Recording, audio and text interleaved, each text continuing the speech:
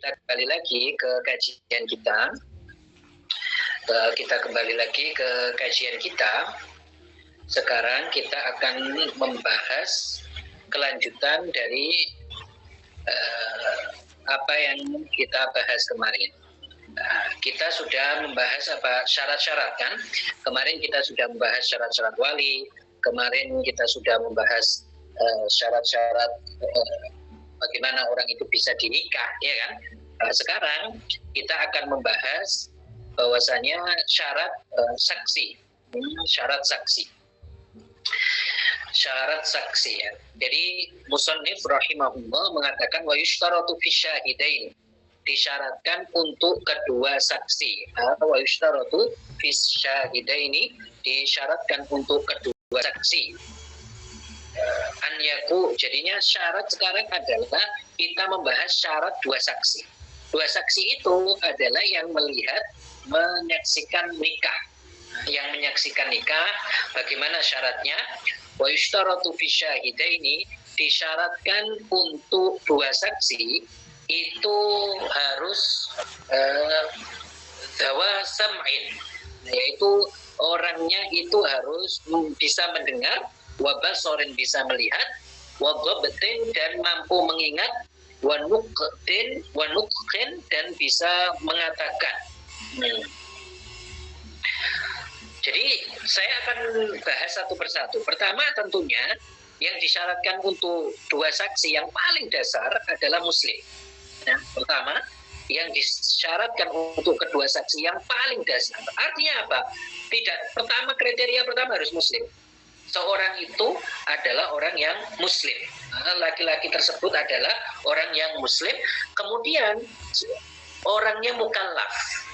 Orangnya adalah orang yang mukallaf. Berarti orang yang tidak mukallaf, orang yang tidak mukallaf ini bagaimana? Yaitu orang yang tidak mukallaf adalah orang yang bukan balik dan tidak berakal, maka dia tidak bisa menjadi saksi. Jadi kalau anak kecil nggak bisa menjadi saksi. Anak kecil nggak bisa menjadi saksi. Artinya kalau seseorang menjadikan anak yang belum balik, meskipun sudah mumayyiz, belum balik dia menjadi saksi, ini tidak sah. Ini tidak sah. Karena syarat utama seseorang menjadi saksi adalah apa? Islam, kemudian dia apa? Mukallaf. Islam, kemudian apa? Mukallaf. Kemudian adil, yang kita bahas kemarin, pembahasan yang sangat lama itu adil kemarin kita bahas, itu bukan orang yang fasik, bukan orang yang terus-menerus melakukan dosa besar, ya kan? Seperti itu. Bukan perempuan, yaitu laki-laki. Kemudian syarat untuk menjadi saksi selanjutnya adalah musannif mengatakan zawa sam'in. Zawa sam'in. Jadi syarat menjadi saksi adalah zawa sam'in, yaitu dia itu mampu mendengar. Wa basorin, mampu melihat. Ya, mampu mendengar, mampu melihat. Kemudian wa dhabtin, dan dia itu apa? Mampu mengingat. Wa faqdin wa nutqin, dan dia mampu apa? Berkata, mampu mengucapkan. Jadi mampu mendengar, mampu melihat, terus mampu mengingat, kemudian mampu mengucapkan, yaitu mampu berkata-kata. Wa faqdin lil hirafid dani'ah, terus kemudian dia itu adalah orang yang tidak memiliki profesi-profesi yang rendah. Nah, nanti akan kita sebutkan. Artinya rendah di sini bukan maksiat dia, tetapi dia itu tergolong kalau memiliki profesi ini, dia tidak bisa menjadi seorang saksi. Maka kan kita sebutkan tadi bahwasanya seorang saksi harus bisa melihat, harus bisa mendengar, harus bisa berkata, ya, harus bisa mengucapkan. Karena artinya bisa berbicara, maka musannif mengatakan apa? Fala tasihhu syahadatul a'ma wal asam wal akhras. Fala tasihhu syahadatul a'ma wal asam wal akhras. Oleh karena itu nggak boleh dan tidak sah, nah, tidak boleh dan tidak sah persaksian dari orang yang buta, karena orang buta nggak bisa melihat. Gimana bersaksi? Nggak sah persaksian orang yang nggak bisa mendengar, nah, tuli, tidak sah. Dan kemudian tidak sah persaksian orang yang akhros, yaitu orang yang bisu, karena syaratnya harus bisa berbicara. Maka orang seperti ini tidak sah persaksiannya. Kenapa? Ya karena dia itu tidak mampu berbicara, tidak mampu mendengar, nah, nggak bisa. Jadi orang buta nggak bisa jadikan saksi. Orang tuli tidak bisa dijadikan saksi. Orang yang bisu tidak bisa dijadikan apa? Saksi. Musonif mengatakan waman la yabidul kalam, dan orang yang tidak bisa mengingat. Artinya apa? Orang yang tidak bisa mengatur perkataannya, tidak bisa mengontrol perkataannya, ini tidak bisa. Artinya bagaimana? Artinya kalau ada seseorang, dia itu bisa saja dia itu bukan orang gila, bisa saja dia itu bukan orang gila, tetapi karena dia itu umurnya sudah tua, dia bisa saja bukan orang gila, tetapi karena dia umurnya sudah tua, sehingga ketika dia itu diajak ngomong suatu permasalahan, setelah waktu yang dekat, tidak lama dari hal tersebut, dia itu lupa tadi orang itu ngomong apa, atau lupa dia tadi ngomong apa. Jadi inilah yang disebut layat bitul kalam. Dalam perkataan musonif apa? Layat bitul kalam. Artinya apa? Orang inilah yang disebut sebagai apa? Layat bitul kalam. Artinya dia itu pikun. Enggak bisa dia itu apa? Menghafal perkataan. Artinya apa? Mudah lupa dengan cepat, seperti orang yang karena dia itu sudah tua sehingga tidak mengingat apa yang dikatakan sebelum sesaat ini. Dia diajak ngomong, setelahnya lupa. Diajak ngomong, setelahnya nggak tahu. Nah, ini seperti ini nggak bisa dijadikan apa? Dijadikan seorang saksi. Nah, untuk dijadikan saksi ini tidak bisa. Orang seperti ini tidak bisa. Maka yang kita sebutkan tadi, orangnya itu nggak bisa dijadikan saksi, karena kalau kita lihat sebagian orang pada zaman sekarang kan memang mereka itu karena usia tua sehingga mereka tertimpa pikun seperti ini, ya kan? Tertimpa pikun seperti ini, penyakit pikun seperti ini. Dan pikun ini kan bertingkat-tingkat. Di antara mereka ada yang baru saja diajak ngomong suatu hal, baru saja diajak ngomong tentang sesuatu, kemudian langsung lupa. Ada yang sampai seperti itu.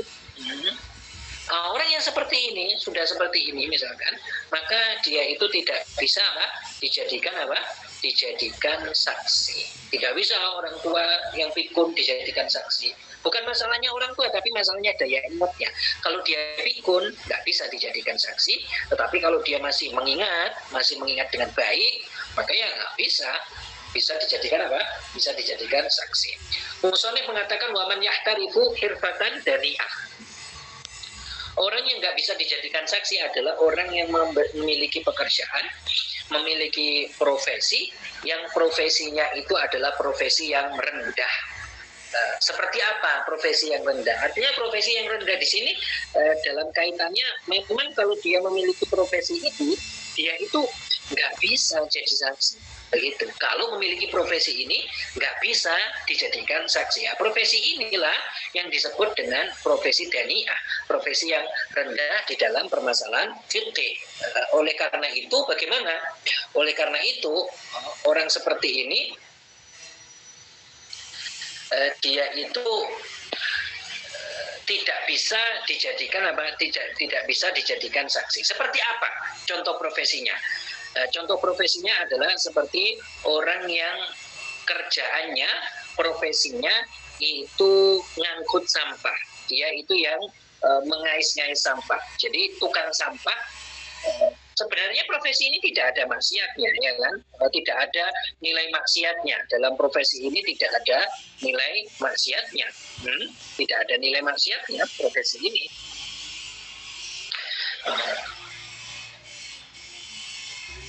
Karena orang yang seperti ini, misalkan dia kerjaannya ngangkut sampah, tetapi dia itu selalu mengerjakan kewajiban, selalu menjauhi yang dilarang, berarti nggak ada maksiat, tidak ada nilai maksiat, ya kan? Akan tetapi karena dia profesinya seperti itu, dia itu tidak bisa diterima persaksiannya menurut qadhi. Jadi qadhi, hakim itu tidak menerima persaksiannya. Artinya apa? Orang ini kalau diminta bersaksi atas suatu kasus, misalkan seorang qadhi, kasus ini siapa saksinya? Fulan. Dan Fulan ini kerjaannya sebagai tukang sampah. Ini dia itu ketika kerjaannya seperti itu dan dia diminta untuk menjadi saksi, qadhi itu nggak akan menerima. Qadhi tidak, kamu pekerjaannya apa? Tukang sampah. Tidak. Saya tidak menerima persaksian dari orang yang kerjaannya atau profesinya seperti itu. Nah, jadi yang dimaksud di sini mata pencaharian yang rendah dalam segi fikih itu artinya bukan maknanya bahwasanya pekerjaannya ini bernilai maksiat, bukan. Jadi bukan dinilai dari maksiat apa tidak, tapi nilai dari persaksian ini dari orang yang bekerja sebagai tukang sampah, dia itu memang tidak diterima. Seperti itu. Ya, seperti orang yang misalkan kerjaannya dia itu membersihkan membersihkan selokan-selokan, membersihkan WC-WC, seperti itu. Dia tidak bisa. Ini tergolong dani'ah. Tergolong apa? Tergolong dani'ah, yaitu apa? Tergolong profesi yang rendah, sehingga dalam mata fikih, sehingga dia tidak bisa dijadikan saksi, tidak bisa. Nah, sekali lagi, profesi ini bukan maksiat. Profesi ini jelas tidak maksiat. Karena kalau orang seperti ini, misalkan dia menjalankan kewajiban, menjauhi yang dilarang, ya nggak apa-apa, ya kan? Artinya tidak ada nilai maksiat. Tetapi orang seperti ini, persaksiannya itu menurut qadhi, ketika dia bersaksi di depan qadhi, di depan hakim, persaksiannya itu tidak diterima. Jadi persaksiannya itu tidak diterima. Kemudian kita sebutkan tadi bahwasanya disyaratkan wali itu adalah laki-laki. Disyaratkan saksi itu adalah apa? Adalah laki-laki.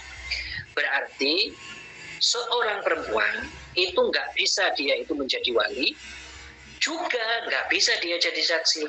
Artinya apa? Kalian atau orang mau menikah menjadikan 2 orang perempuan saksi, atau 50 orang perempuan semuanya perempuan menjadi saksi. Tidak bisa. Tanpa ada laki-laki di situ semuanya jadi saksi, ini tidak bisa. Ini tidak bisa. Nah, berarti kita kemarin sudah membahas syarat wali, kemudian syarat saksi. Dan wali ini ya, wali nikah, ini dia itu bisa dirinya hadir sendiri. Artinya dia yang menghadiri nikah, kemudian dia menikahkan. Bisa seperti ini. Bisa juga wali nikah itu mewakilkan. Apa? Mewakilkan selainnya untuk menikahkan. Jadi dia mewakilkan orang lain, saya wakilkan kamu untuk menikahkan fulana, yang itu adalah di bawah perwalian saya. Boleh. Dan kita katakan kemarin bahwasanya sebagian ulama kan mensyaratkan adil, ya kan, walinya mensyaratkan adil kan. Kalau menurut pendapat ulama yang mensyaratkan adil di dalam permasalahan wali nikah, maka disyaratkan juga pada wakilnya, yaitu orang yang ditunjuk oleh wali ini, itu juga adil. Jadi kalau menurut pendapat yang wali nikah itu harus adil, harus orang yang adil, bukan orang yang fasik, bukan orang yang terus melakukan dosa, terus-menerus melakukan dosa kecil dan kriteria yang kita sebutkan yang dikatakan adil. Maka kalau yang mensyaratkan adil pada wali nikah berarti wakilnya yang dia itu ditunjuk oleh wali ini sebagai wakil dari wali ini yang dia akan menikahkan. Jadi wakilnya dia itu disyaratkan juga apa? Adil. Dia disyaratkan juga apa? Juga adil. Nah, adapun kalau ulama yang tidak mensyaratkan adil, artinya sebagian ulama kan kita katakan kemarin, mereka tidak mensyaratkan pada seorang wali itu adil, ya kan? Maka kalau seperti ini tidak disyaratkan juga pada wakilnya itu adalah orang yang adil, orang yang adil. Nah, seperti itu. Maka ketika kita katakan boleh mewakilkan selainnya, berarti wali, yaitu bapak, dia bisa mewakilkan ke selainnya untuk menjadi wali, itu bisa. Dan kalau seperti ini, kalau seorang bapak itu menjadi wali, maka ketika dia mewakilkan orang lain untuk menikahkan, maka ini tidak dianggap izin dari perempuan tersebut. Jadi walaupun yang walinya itu selain bapak ya, misalkan gini, bapaknya itu walaupun selain bapak ini nggak hanya bapak, wali yang lain juga begitu, tidak disyaratkan perempuannya itu harus menyetujuinya. Misalkan gini, bapaknya itu nggak mau hadir, dia kemudian mewakilkan orang lain. Ketika seperti ini nggak butuh bapaknya ini izin dari perempuan, yaitu izin dari anaknya misalkan, untuk saya izinkan bapak ini untuk mewakilkan orang lain. Enggak butuh izin seperti itu. Enggak butuh. Misalkan bapaknya melihat misalkan ada orang lain yang lebih berhak menjadi wali karena orang lain itu dia itu lebih bertakwa, orang lain itu lebih lebih soleh misalkan, maka bapaknya sudah saya wakilkan perwalianku kepada ini. Enggak butuh perizinan dari anaknya perempuan itu tadi, seorang perempuan yang mempelai putrinya itu enggak butuh. Walaupun tidak meminta izin, seandainya tidak meminta izin, terus tiba-tiba yang datang, loh, kok kamu yang datang? Iya, bapak kamu mewakilkan kepada saya. Iya, boleh. Walaupun perempuannya seandainya belum mengizinkan, enggak apa-apa. Sah perwaliannya itu sah. Nah, karena kenapa kita bilang seperti ini? Karena sebagian ulama mazhab Syafi'i, mereka itu mensyaratkan agar sah selain bapak dan kakek untuk mewakilkan itu harus dengan izin perempuan. Begitu.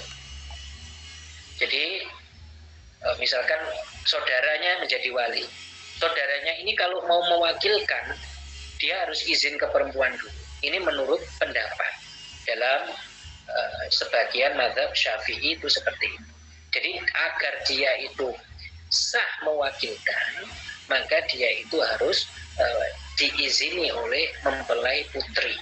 Kalau seandainya tidak diizini, maka tidak bisa. Ini menurut pendapat. Nah, sekali lagi ini menurut apa? Menurut pendapat. Nah, kita katakan tadi bahwasanya wali itu boleh mewakilkan. Artinya wali ini saya wakilkan kepada kamu ya untuk menikahkan anak saya, boleh. Boleh juga suami untuk mewakilkan orang lain untuk menerima akad nikah, boleh. Seperti itu boleh. Jadi saya wakilkan ya kepada kamu untuk menerima akad nikah saya. Jadi kalau seandainya dia hadir, maka wakilnya ini mengatakan apa? Ketika menerima akad nikah, qabiltu ziwajaha li muwakkili fulan, atau qabiltu ziwajaha lahu. Jadi dia mengatakan apa? Orang yang wakilnya dari mempelai suami ini, mempelai pria ini mengatakan bagaimana saya terima ketika walinya mengatakan saya nikahkan kepadamu, kemudian wakilnya mengatakan saya terima nikahnya putri Bapak untuk orang yang saya wakili, yaitu bernama Fulan. Itu.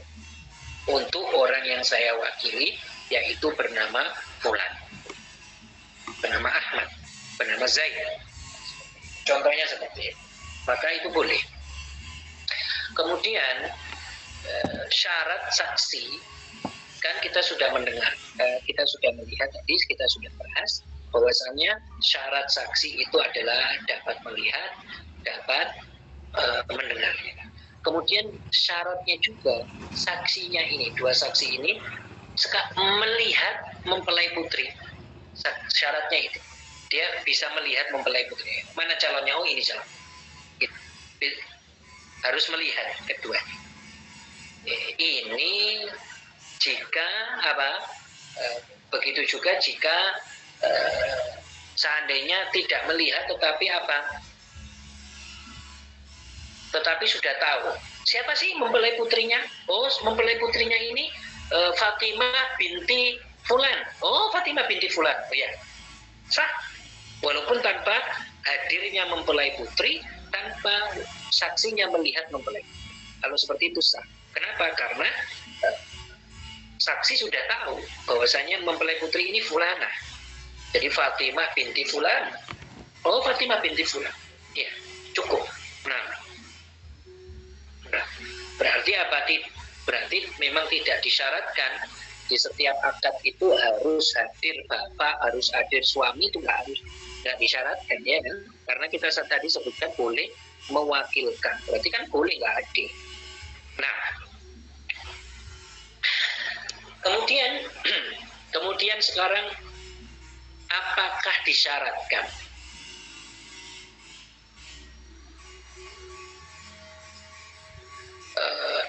Untuk menikahkan ini izin ke mempelai putri. Jadi kan bapaknya mau menikahkan, apakah disyaratkan izin ke anaknya untuk saya nikahkan ke laki-laki ini? Apakah disyaratkan? Nah, ini pembahasan kita. Jadi kalau seandainya walinya itu wali mujbir, ini istilah ya, wali mujbir. Jadi wali yang bisa memaksa, maka tidak disyaratkan. Tidak disyaratkan mempelai putri untuk mewakilkan. Artinya apa? Nah, artinya bagaimana? Karena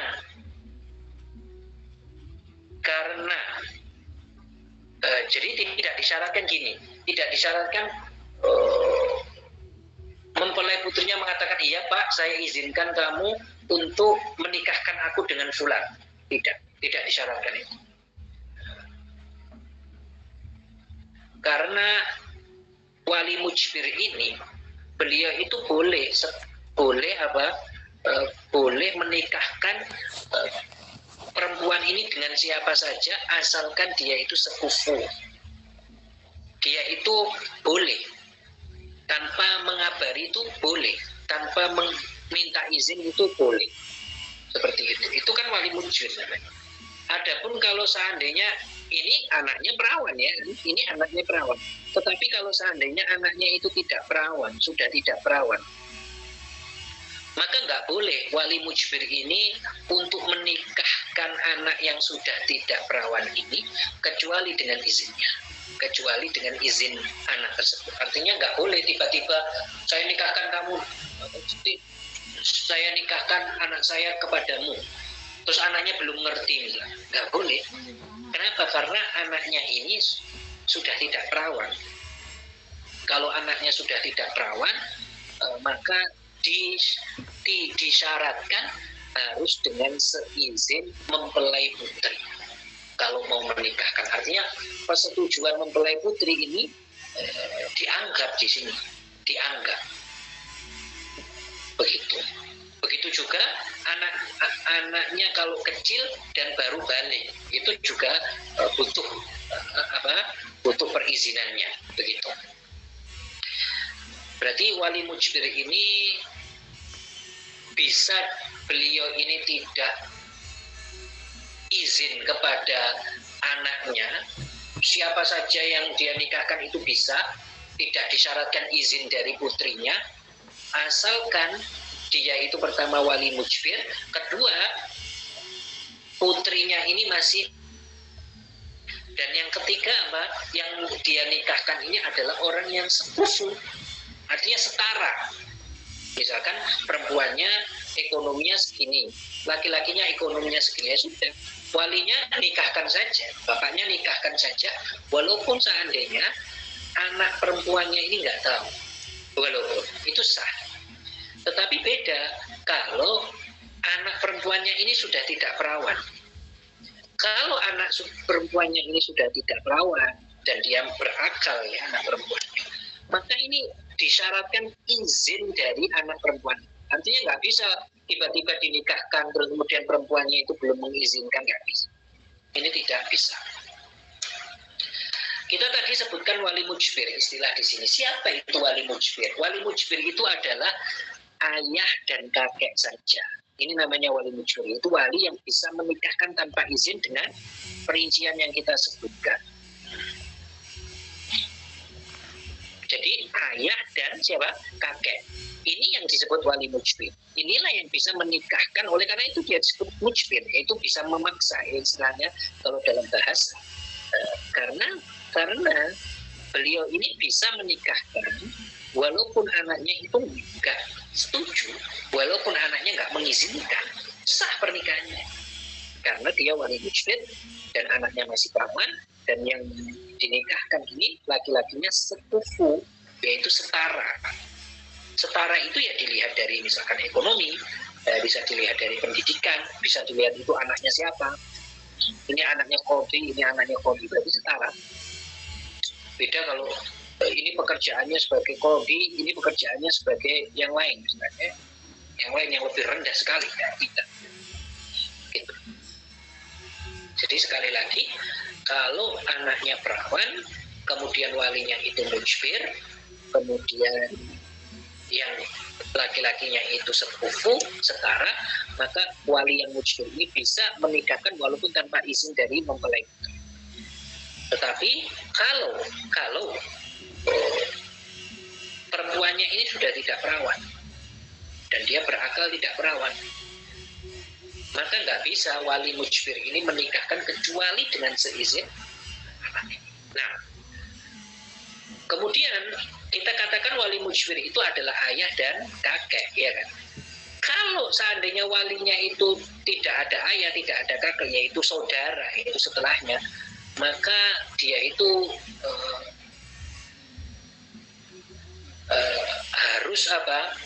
harus sesuai persetujuan dari mempelai putri. Baik mempelai putrinya itu masih perawan apa tidak, mempelai putri harus mengatakan, ya saya izinkan kamu untuk menikahkanku dengan fulan. Gitu. Nah. Ya, kita lanjutkan. Sekarang adalah kita membahas tertibul auliya itu nikah, yaitu urutan perwalian. Jadi kita harus paham ini.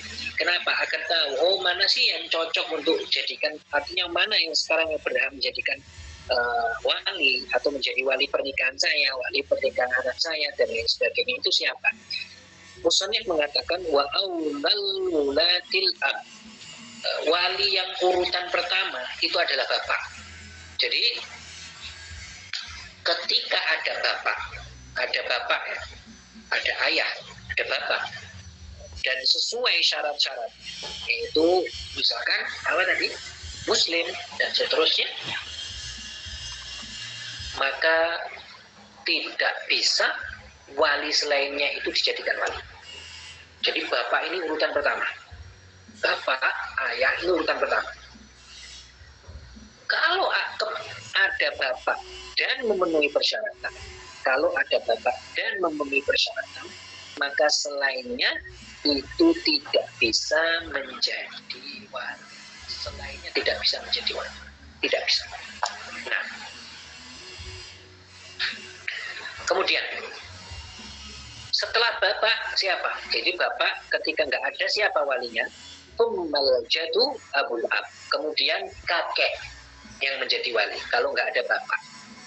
Kakek ini yang dimaksud adalah ayahnya ayah, bukan ayahnya ibu, ayahnya ayah. Ini namanya kakek. Yang bisa menjadi wali adalah ayahnya ayah. Kemudian thummal akhu lil abi wal selanjutnya adalah yang bisa menjadi wali, misalkan nggak ada kakek, tidak ada kakek, maka yang menjadi wali adalah al-akh lil ab wal yaitu apa? Saudara laki-laki sekandung, yaitu apa? Satu ibu, satu ayah. Jadi misalkan ibu bapaknya sama, saudara laki-lakinya ini berhak menjadi wali. Ketika misalkan nggak ada ayah, nggak ada kakek. Nah, yaitu saudaranya dari ayahnya dan ibunya. Kemudian selanjutnya urutannya thummal akhu lil ab. Kemudian siapa? Saudara laki-laki seayah. Saudara laki-laki seayah. Misalkan nggak ada saudara laki-laki sekandung, nggak ada. Cuma ayahnya ini pernah nikah dengan perempuan lain, kemudian punya anak laki-laki. Nah, ini kan beda ibu ya, tetapi kan satu ayah, maka boleh ini dijadikan wali. Nah, kemudian selanjutnya thumma ibnul akhi lil abi wal kemudian selanjutnya adalah anak laki-laki dari saudara sekandung. Jadi anak laki-laki saudara, keponakan laki-laki. Jadi saudara sekandung kita punya anak, anaknya laki-laki, ini boleh menjadi wali. Ketika kita misalkan nggak punya saudara sekandung sudah mati, ya, bisa ini, atau nggak memenuhi persyaratan, bisa ini menjadi wali. Yaitu siapa? Anak dari saudara sekandung. Jadi siapa? Keponakan kan sebutannya. Nah, kemudian thumma ibnul akh lil ab, selanjutnya adalah anak saudara laki-laki seayah, anak saudara laki-laki seayah. Jadi kayak tadi kasusnya, ayahnya ini dia nggak punya saudara kandung, tapi ayahnya punya istri lagi dan memiliki anak laki-laki. Misalkan anaknya laki-laki meninggal, tapi anaknya laki-laki ini memiliki anak. Nah, ini kan keponakan.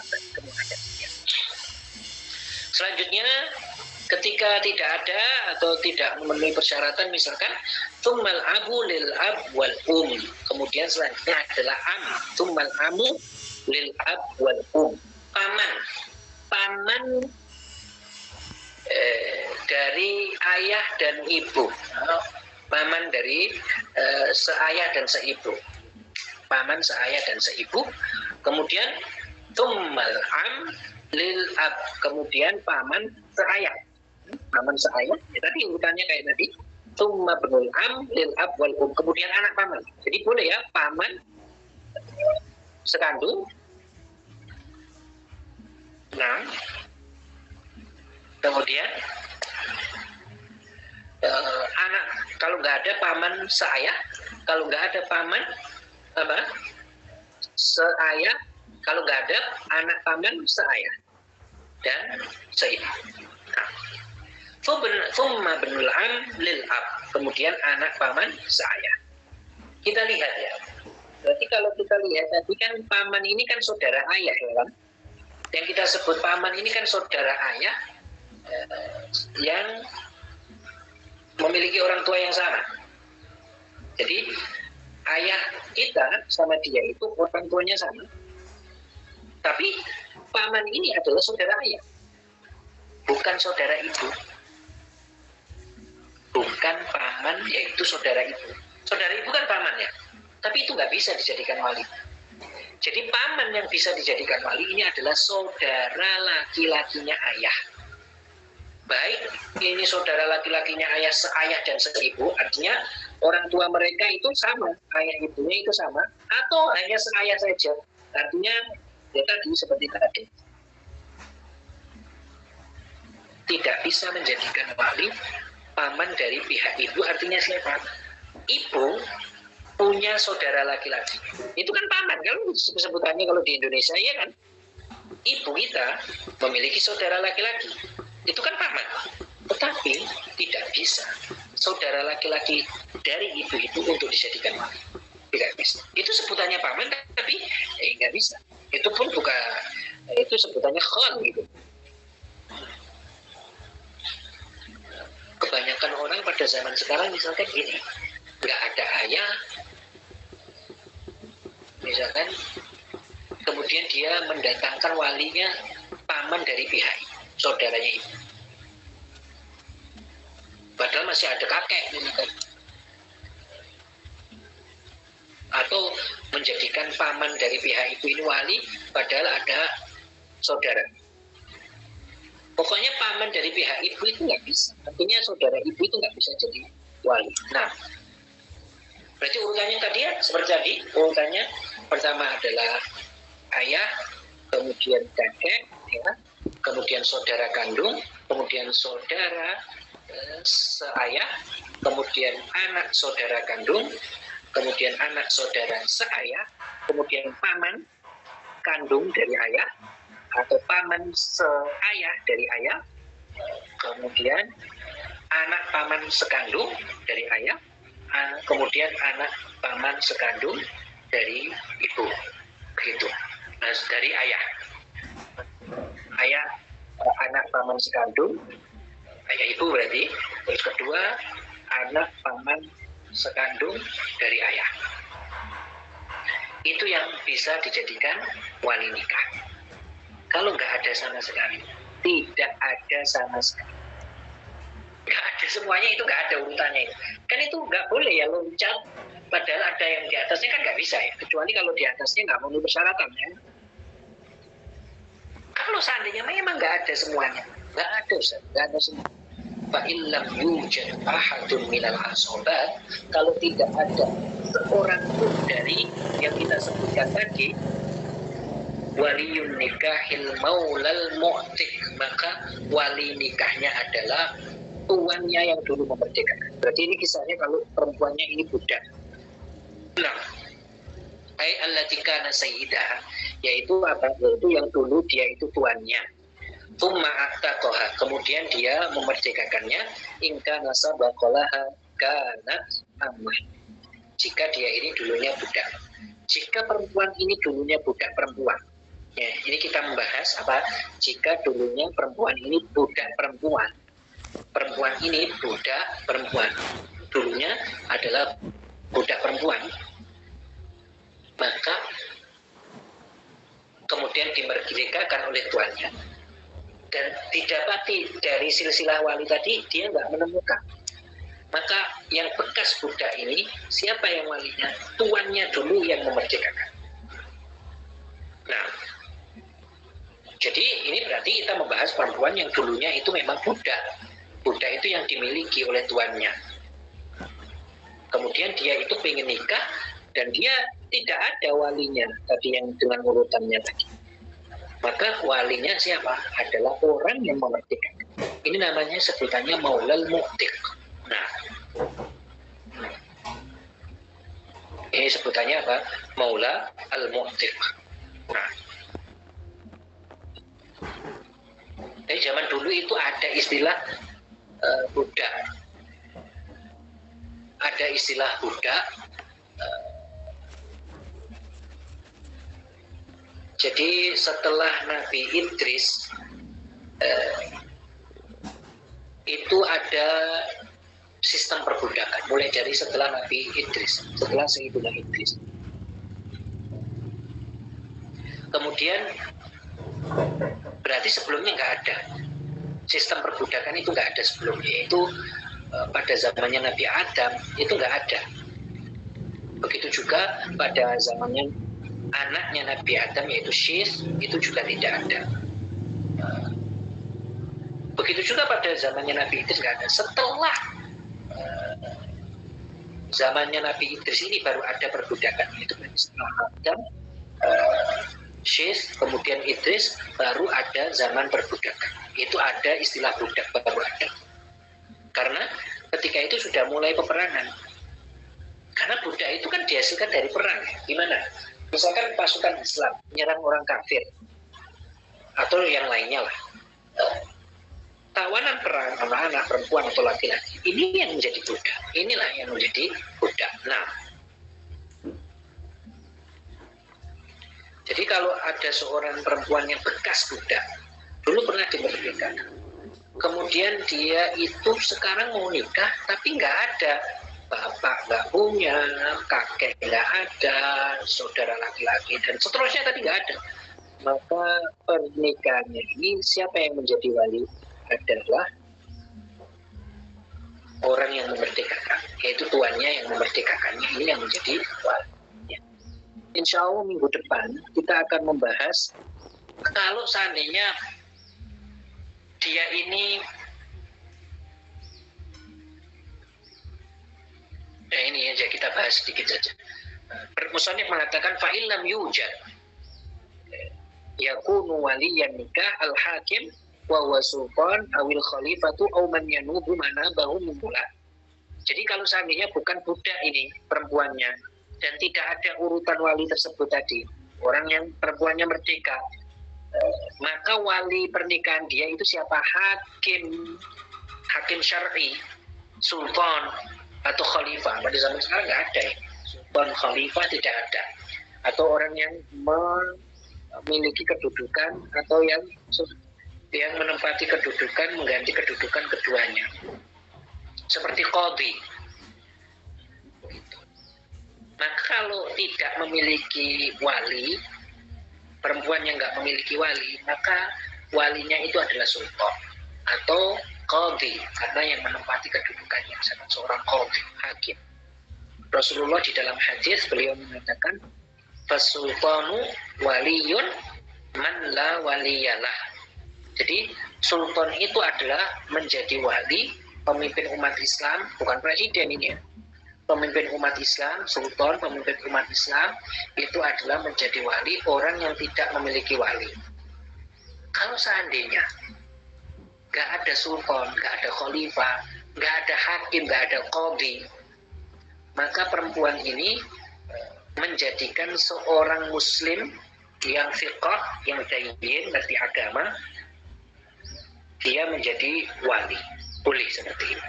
Jadi kedua mempelai ini mengatakan hakamnaka fi zawajina, saya menjadikan kamu hakim dalam pernikahan kita, jadi wali. Terus kemudian dia mengatakan apa ketika menikahkan, zawajtuka muhakkimati fulan, jadi saya nikahkan kamu dengan orang yang di bawah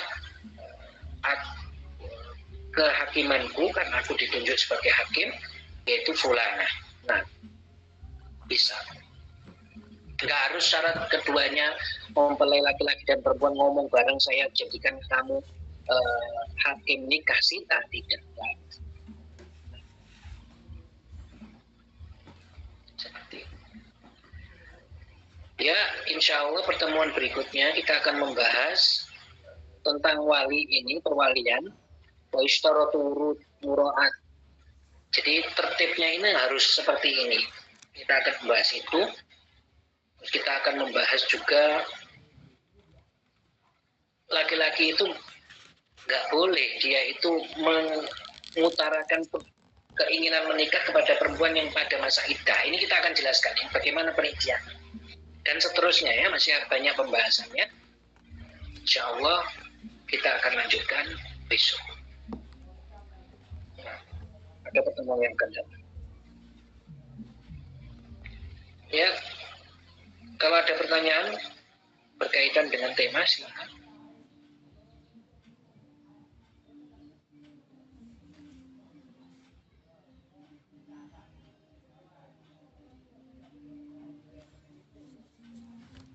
وأولى الولاة الأب.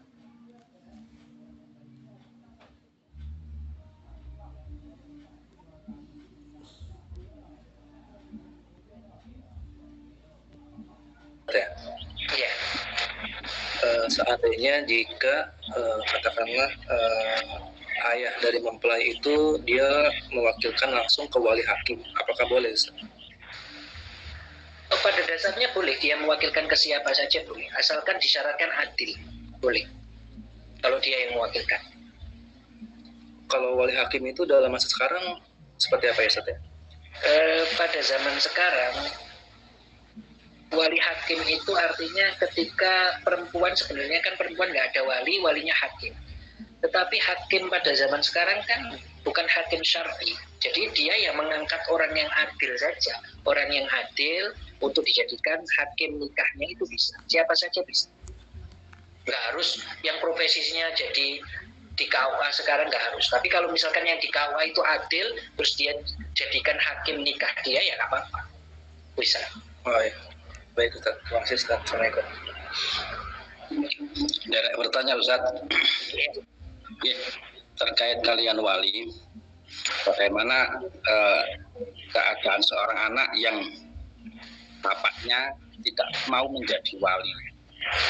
Maka ya boleh lari kepada wali hakim, padahal bapaknya itu tidak terhalang untuk dia menjadi wali. Iya. Tapi cuma menyampaikan pendapat saja bahwa untuk saat ini, konteks saat ini, bahwa wali hakim itu menurut undang-undang negara itu kan yang ditetapkan adalah kepala KUA, kepala atau penghulu-penghulu yang ada tugas di KUA. Terima kasih Ustaz. Iya. Iya, itu nggak apa-apa, penghulu-penghulu itu nggak apa-apa. Yang penting sesuai persyaratan ya, sesuai persyaratan. Sesuai persyaratan adalah orang Muslim, dayyin, betul, untuk dijadikan wali hakim. Ya seperti yang tadi kasusnya, kalau bapaknya nggak mau, maka dia bisa disuruh mewakilkan ke orang lain untuk menjadi wali. Dia yang mewakilkan. Kalau seandainya bapaknya nggak memenuhi persyaratan, nggak apa-apa. Misalkan nggak memenuhi persyaratan, ya bapaknya fasid. Ya sudah, kita langsung berganti ke wali berikutnya. Tapi kalau memenuhi persyaratan, dia harus mewakilkan ke orang lain. Dia wakilkan. Kalau dia nggak mau hadir, misalkan seperti kasus di situ, dia nggak mau hadir, nggak mau menikahkan, ya sudah kamu wakilkan ya. Ya, diwakilkan orang lain untuk menikahkan. Bisa. Siapa saja bisa, asalkan memenuhi persyaratan. Ya. Ya, pertanyaan selanjutnya apa? Ada pertanyaan di komentar Ustaz. Ya. Izin bacakan. Ustaz, boleh diulang sifat yang diucapkan saat mengakad bagi bukan wali yang diwakilkan oleh kedua mempelai setelah tidak ada satupun para wali nikah? Oh,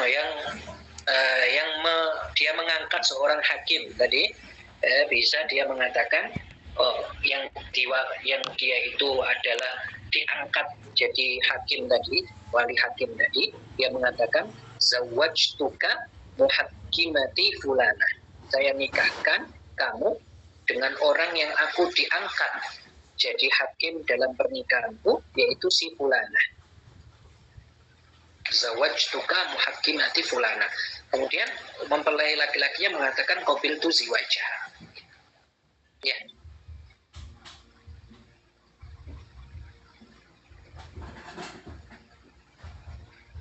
Saya pertanyaan lagi Ustaz. Ustaz, orang yang melakukan dosa besar atau dosa kecil terus menerus itu nggak bisa jadikan saksi, maksudnya gimana ya Ustaz? Iya, ya, tidak bisa dijadikan saksi, artinya ya dia tidak jadi saksi. Orang lain, pilih orang lain untuk menjadikan saksi. Karena syarat saksi itu adil. Adil itu bagaimana? Yaitu tidak melakukan dosa besar. Itu yang kita lihat. Kalau dia sudah bertaubat, ya nggak apa-apa. Ya. Maksudnya dia nggak bisa jadi wali, artinya nggak sah. Kalau dia, maksudnya dia nggak bisa jadi saksi, artinya kalau hanya dia saksinya, nggak ada orang lain yang bersaksi yang adil, dia nggak bisa.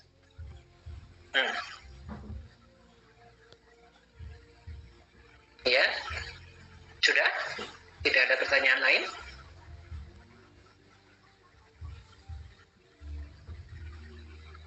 Ya.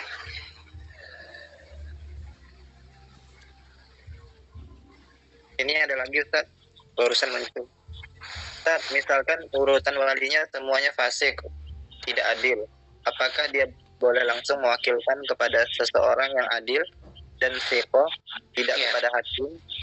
Kalau menurut pendapat yang mensyaratkan adil berarti bisa. Karena ada pendapat yang tidak mensyaratkan adil juga di wali. Artinya kalau tidak mensyaratkan adil ya meskipun tingkatan pertama sudah dia bisa menjadi wali. Bapaknya bisa menjadi wali walaupun masih ada pendapat seperti itu. Ya.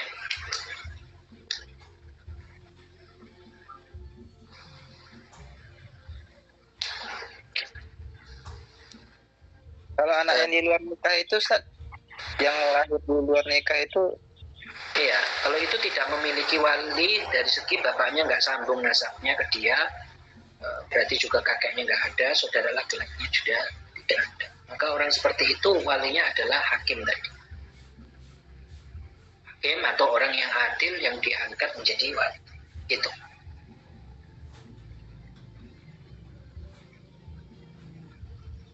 Masih? Ya, saya kira cukup ya, teman-teman. ini ada lagi pertanyaan, Ustaz.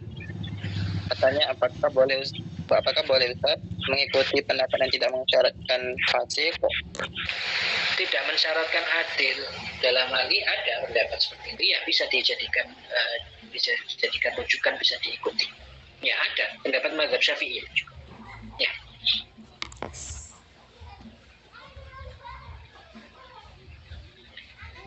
Ya kita akhiri. Nuhallil wa nusalli ala nabi la ilaha illallah la ilaha illallah Allahumma salli ala sayyidina Muhammad wa ala alihi wa sahbihi wa sallim rabbi ighfirli wa liwalidayya wa lil mu'minina wal mu'minat walhamdulillahi rabbil alamin. Barakallahu fikum. Insyaallah minggu depan kita Assalamualaikum warahmatullahi wabarakatuh. Waalaikumsalam. Waalaikumsalam warahmatullahi wabarakatuh.